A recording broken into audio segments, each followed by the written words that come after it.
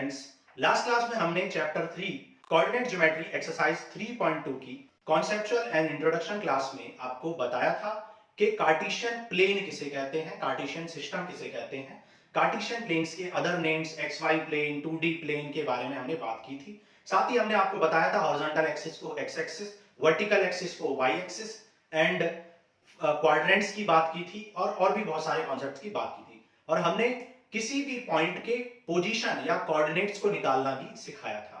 अब आज की क्लास में हम उस पर बेस्ड एक्सरसाइज 3.2 को सॉल्व करेंगे। तो चलो स्टार्ट करते हैं एक्सरसाइज 3.2 क्वेश्चन नंबर 1। देखो क्वेश्चन नंबर 1 क्या है, right the answer of each of the following questions. ठीक है, दिए गए क्वेश्चंस के आपको आंसर लिखने हैं। कह रहा what is the name of horizontal and the vertical line drawn to determine the position of any point in the Cartesian plane। मैंने आपको बताया था कि किसी भी कार्टेशियन प्लेन में जो हॉरिजॉन्टल लाइन ड्रॉ करते हैं, किसी भी कार्टेशियन प्लेन में जो हम हॉरिजॉन्टल लाइन ड्रॉ करते हैं, उस हॉरिजॉन्टल लाइन को हम एक्स एक्सिस कहते हैं। इस हॉरिजॉन्टल लाइन को हम हॉरिजॉन्टल एक्सिस, ठीक है, और एक्स एक्सिस कहते हैं।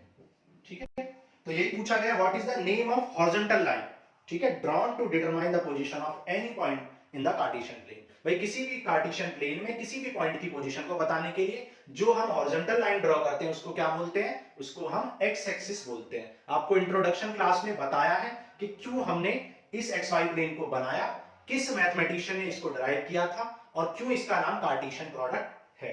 ठीक है, तो ये सारी बातें हमने कर ली थी। अब देखो वर्टिकल लाइन की बात पूछ रहा है कि वर्टिकल लाइन को क्या कहते हैं। तो आप जानते हो कि इसको कहते हैं वर्टिकल लाइन, और इस वर्टिकल लाइन को वर्टिकल एक्सिस या फिर आप वाई एक्सिस भी कह सकते हैं। ठीक है, वर्टिकल एक्सिस भी कहते हैं या वाई एक्सिस भी।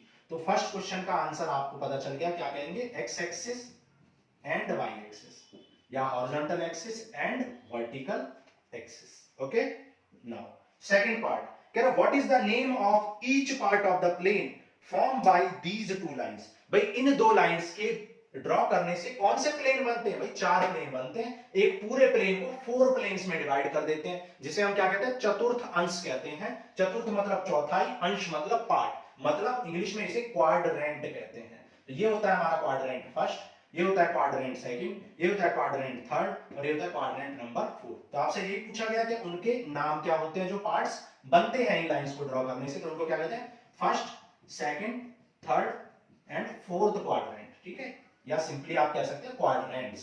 ठीक है, थर्ड पार्ट कह रहा write the name of the point where these two line intersect. भाई ये दोनों लाइन जिस पॉइंट पर इंटरसेक्ट करते हैं उस पॉइंट को क्या कहते हैं, उस पॉइंट को हम कहते हैं ऑरिजिन। ठीक है, इस पॉइंट को हम क्या कहते हैं, ऑरिजिन कहते हैं। और इसके कोऑर्डिनेट क्या होते हैं, 0,0। इसकी पोजीशन क्या होती है, 0,0। कोऑर्डिनेट मतलब पोजीशन, 0,0 मतलब यहां पर x भी 0 है, y भी 0 है। इस पॉइंट को हम ऑरिजिन कहते हैं, इनिशियल पॉइंट कहते हैं। तो थर्ड पार्ट का आंसर क्या हो जाएगा, थर्ड पार्ट का आंसर हो जाएगा ऑरिजिन। ठीक है, ऑरिजिन हो जाएगा थर्ड पार्ट का आंसर। तो ये हो गया हमारा क्वेश्चन नंबर 1। ठीक है, नोट करो, फिर आगे करते हैं क्वेश्चन 2। अब देखो क्वेश्चन नंबर 2 करते हैं। कह रहा see figure 3.14 and write the followings. तो फिगर आपको ड्रॉ करना है। ठीक है, तो फिगर ड्रॉ कर लेते हैं सबसे पहले हम, फिर आंसर लिखेंगे। तो ये है हमारा जो फिगर गिवन है। ठीक है, तो इस फिगर से हमें कुछ पार्ट्स दिए गए, उनके आंसर लिखने हैं। फर्स्ट पार्ट कह रहा द कोऑर्डिनेट ऑफ बी। ठीक है, फर्स्ट पार्ट में आपसे क्या पूछा गया, कोऑर्डिनेट ऑफ बी बताओ। क्वेश्चन नंबर 2 का फर्स्ट पार्ट। ठीक है, कोऑर्डिनेट ऑफ बी बताना है आपको। First part coordinate of B. अब देखो बी के कोऑर्डिनेट क्या होंगे, समझते हैं। तो बी के कोऑर्डिनेट देखो, बी कहां पर है, ये है। तो सबसे पहले बी के कोऑर्डिनेट आप देख लेंगे, क्या करोगे, एक्स एक्सिस पर कितना डिस्टेंस कवर करना है और वाई पर कितना करना है। तो देखा एक्स पर, बी पर जाने के लिए आपको 1 2 3 4 -5 तक जाना पड़ेगा एक्स पर, और वाई पर कितना जाना पड़ेगा, 1 2। ठीक है, 1 2 पर जाना पड़ेगा। तो बी के कोऑर्डिनेट क्या हो जाएगा, -5, 2। ठीक है, सेकंड पार्ट में क्या पूछा है, देखो पार्ट सेकंड में पूछा है कोऑर्डिनेट ऑफ सी। सी के कोऑर्डिनेट्स पूछे गए। अब देखो सी के कोऑर्डिनेट देखते हैं। सी पॉइंट कहां पर है, सी पॉइंट कहां गया, सी पॉइंट हमने ड्रॉ नहीं किया। ठीक है, यहां पर कर देते हैं। ये गिवन है सी पॉइंट, तो सी पॉइंट के कोऑर्डिनेट बताने, तो सी पॉइंट पर जाने के लिए एक्स एक्सिस पर कितना 1 2 3 4 5, ठीक है 5, और वाई पर कितना 1 2 3 4 5, तो 5 कॉमा माइनस 5, मतलब एक्स पर पॉजिटिव 5 चलना है और वाई पर नेगेटिव 5 चलना है, ठीक है। वैसे भी आप जानते हो कि ये कौन सा क्वाड्रेंट है, फोर्थ क्वाड्रेंट है, फोर्थ क्वाड्रेंट में सिंपली आप कह सकते हो एक्स पॉजिटिव और वाई नेगेटिव, तो एक्स वाला टर्म पॉजिटिव वाई का नेगेटिव, ठीक है। थर्ड पार्ट करते हैं, पार्ट 3। पार्ट 3 में आपसे क्या पूछा, the point identified by the coordinate -3,5।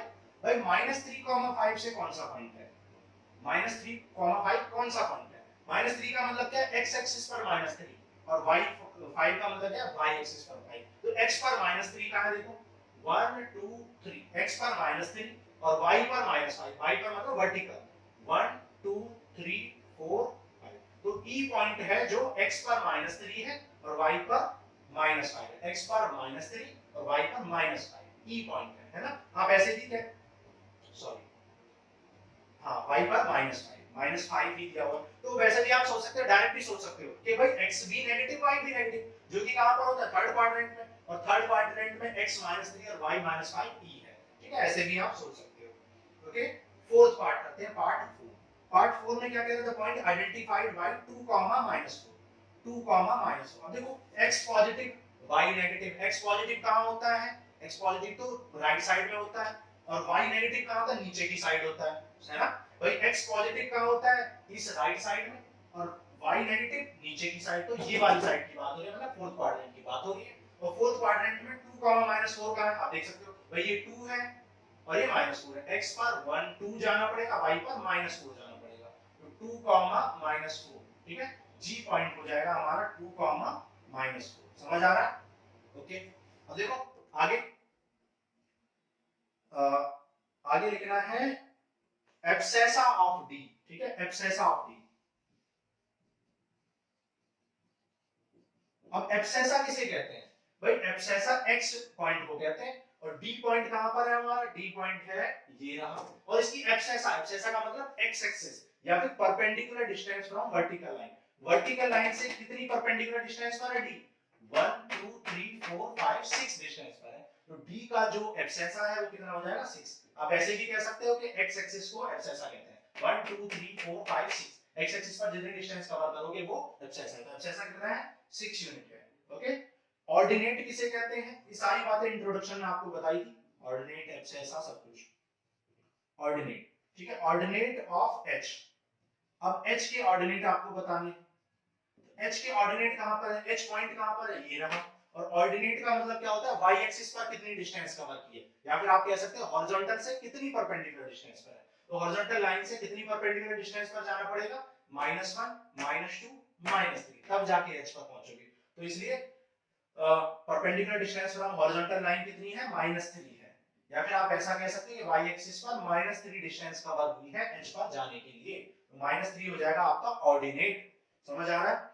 आगे ordinate, sorry coordinate of point L, point L के कोऑर्डिनेट्स बताने हैं, ठीक है, एल के आपको कोऑर्डिनेट्स बताने हैं, एल पॉइंट कहां पर है देखते हैं, एल पॉइंट, एल पॉइंट हमने ड्रॉ किया है, एल पॉइंट यहां पर दे रखा है ये, ठीक है, तो एल पॉइंट ये है, तो एल पॉइंट के जो कोऑर्डिनेट है वो बताने हैं। अब देखो एल पर जाने के लिए आपको एक्स पर कुछ नहीं करना है, भाई एक्स एक्सिस पर तो कुछ करना ही नहीं, सीधा वाई पर जाना है और एल पर पहुंच जाओगे, तो एक्स पर तो 0 जाना है और y पर कितना जाना है, y पर 1 2 3 4 5 जाना है, ठीक है, 0,5 हो जाएंगे आपके कोऑर्डिनेट ऑफ पॉइंट L। आप ऐसे भी कह सकते हो कि भाई वर्टिकल लाइन से कितनी डिस्टेंस पर है, भाई ये वर्टिकल लाइन से तो कुछ भी डिस्टेंस पर नहीं है, खुद ही वर्टिकल लाइन पे तो 0 लिख दिया, ठीक है, और हॉरिजॉन्टल लाइन से कितनी, हॉरिजॉन्टल लाइन से कितनी डिस्टेंस पर है, 1 2 3 4 5 डिस्टेंस पर है, तो 5 लिख दिया। आप बहुत सारे तरीके से कह सकते हो, आप ये भी कह सकते हो कि भाई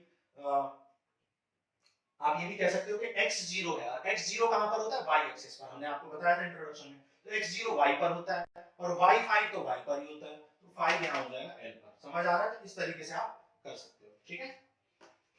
आगे coordinate of point m, 8th part में कोऑर्डिनेट ऑफ पॉइंट m आपको बताने हैं, m पॉइंट के कोऑर्डिनेट। अब देखो m पॉइंट के कोऑर्डिनेट देखते हैं, m पॉइंट कहां पर है, ये रहा, m पॉइंट पर जाने के लिए आपको x पर कितना चलना पड़ेगा, -1 -2 -3 चलना पड़ेगा x पर।